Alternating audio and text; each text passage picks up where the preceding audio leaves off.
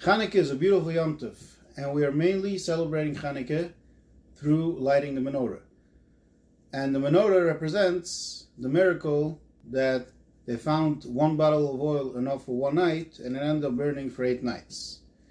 Now, Channukah, it happened 2 miracles. The first miracle was that there was a war. A group of people fought war against the biggest empire, and they defeated them.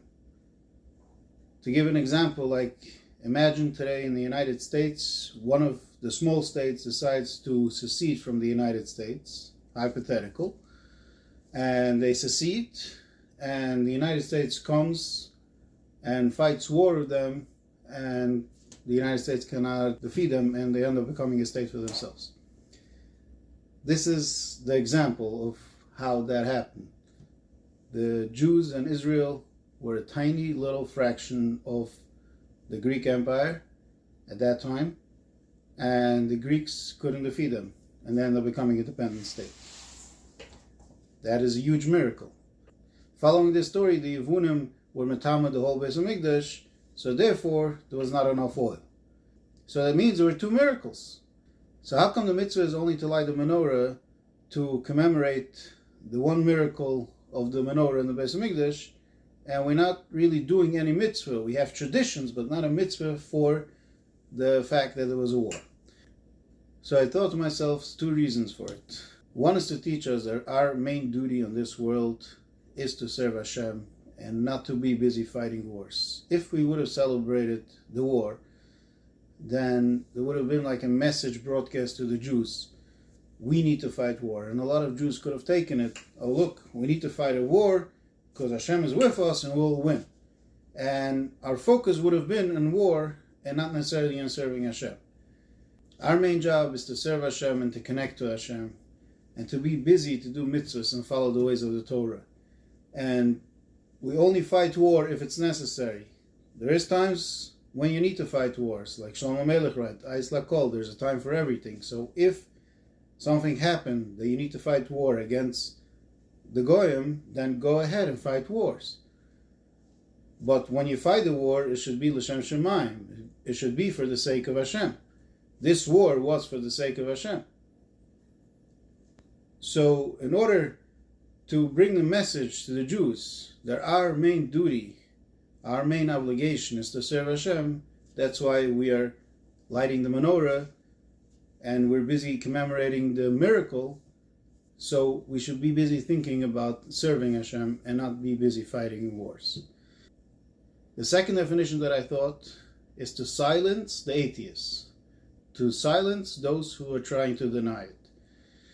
Because if we would have celebrated the war, people could have said, you know, the war, it's natural. It's not the only time that this kind of event took place in the world. There have been a few times in the world that small little armies fought against big empires and they defeated them. To give one example, what about Alexander the Great? Alexander the Great lived in Greece, a small little country, small little army, and he fought against the Persians, which the Persians were the empire at that time, and he overthrew the Persians and he became the empire. And what about Scotland? The Romans tried to conquer Scotland multiple times and they couldn't. The Romans were a big, strong army and they couldn't get into Scotland. And finally they got in a little bit and they were kicked out. And what about the Romans trying to take over Germany? The Romans tried to cross the Rhine River and they crossed it. And at some point they finally managed to conquer a portion of the German tribes. And for a while they were there. And then the German tribes defeated them and kicked them out. So when you look in history, there's been this kind of event that a small army fought against a big army and the small army won. So you could think that this is nature. This war was a natural war. Apparently the Greeks were not so strong and the war was a natural occurrence. And there was no miracle, Chaz v'Shalom. But the fact is that's not the case over here, because every small army that defeated a big army were well-trained people. They prepared for it, they trained for it. Therefore, it was a possibility. Over here, there were a small number of people They never trained before, they were not prepared for it. It just happened that they realized we cannot be under the Greeks. The Greeks are trying to destroy our religion, and they started a war from one minute to the next. But still, people could claim Israel is a very mountainous area, and there's been many wars over there. Let's say the Roman revolt, by the time of destruction of the Second Temple, the Jews fought against the Romans, and the Romans had a hard time reconquering the land because Israel is very mountainous, and when you're in a mountainous area, a lot of times the mountains gives you advantage that you can see the enemy cannot see you. And then 130 years approximately after the destruction of the temple, there was the Bar Kokhba revolt, where he literally kicked out the Romans for a few years. They came back afterwards and they reconquered Israel. But for a while, Israel was an independent state, and they actually have coins. They found coins today's days from the Bar Kokhba revolt. So when it's all said and done, it could look like it's nature. But when you have enough oil for one night and it lasts for 8 nights, there is no nature in that story.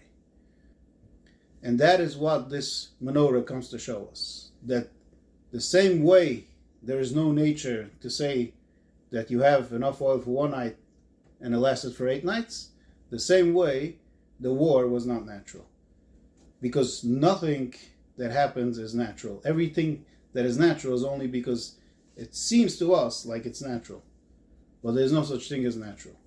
Everything that happens to us is a miracle. There was a story by the Tzanzer of the Divrei Chaim. They started at that time to make such thing as a zoo. It was a new concept.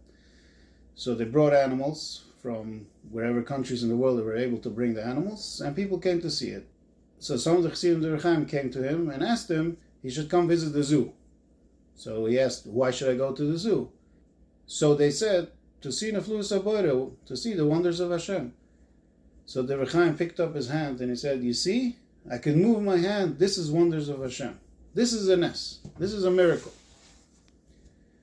Why is that? Because everything that happens is a miracle. Everything we do is not natural. What does that mean, natural? It seems to us like we're used to it, to do this and do that, so that's why we think, okay, this is natural. But in reality, how is it possible for us to do whatever we do? How can I move my hand? How can I move my finger? How can I see? How can I speak? How can I do anything? It's all wonders of Hashem. It's all miracles. But because we are so used to it, that's why we don't see the miracle of it. So the only time when we see a miracle is when something out of the ordinary happens. But in reality, everything that happens to a person and every day and every second of every day is a miracle. So that's the reason why we are focusing on Channukah, on the miracle of the menorah, to show us the same way you see over here, this was a miracle and you cannot say it was nature. The same thing, everything that happens to everybody is a miracle and it's not nature. Have a wonderful day and a happy Channukah.